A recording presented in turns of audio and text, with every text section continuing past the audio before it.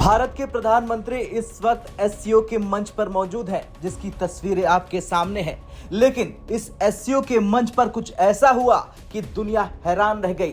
तुर्की के राष्ट्रपति और भारत के प्रधानमंत्री हाथ मिलाते हुए देखे गए। लेकिन जैसे ही पीएम मोदी आगे बढ़ते हैं, सबसे पहला हाथ किसी का आता है मिलाने के लिए, तो वो आता है तुर्की के राष्ट्रपति एर्दोगन का।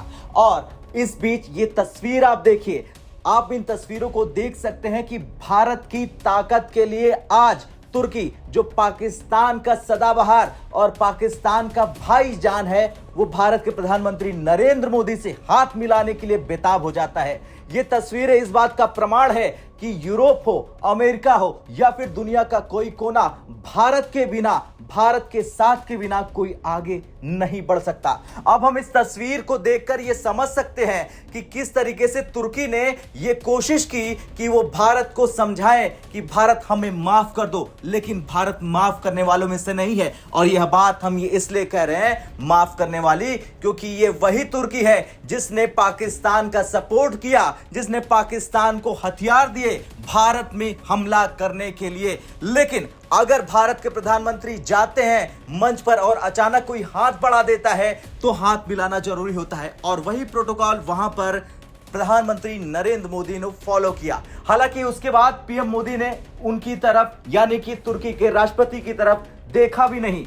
अब हम आगे कुछ भी बोले उससे पहले एक बार फिर से हम इस फैमिली फोटो पर चर्चा करेंगे, जिसमें एक तरफ पाकिस्तान का प्रधानमंत्री खड़ा है, बीच में भारत के प्रधानमंत्री नरेंद्र मोदी, जो इस बात का प्रमाण है। और जिनपिंग भी समझते हैं कि भारत और पाकिस्तान के बीच एक हाथ का फासला होना बहुत जरूरी है, क्योंकि भारत पाकिस्तान जैसे नापाक देश के प्रधानमंत्री को देखना भी नहीं पसंद करता। हालांकि यह एससीओ का मंच है और इस मंच पर एससीओ के सभी देश शामिल होते हैं और पाकिस्तान भी शामिल हुआ।